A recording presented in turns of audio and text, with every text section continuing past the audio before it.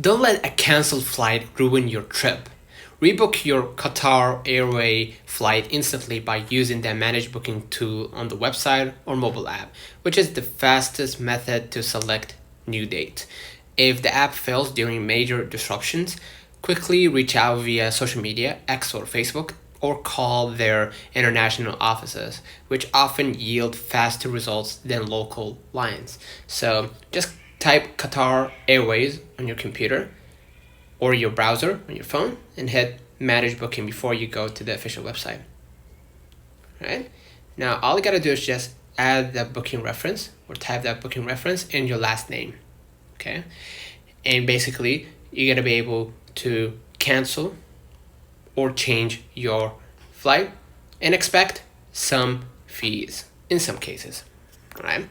So important like rebooking info. For disruptions, the airlines sometimes allow changes without fees for specific travel windows.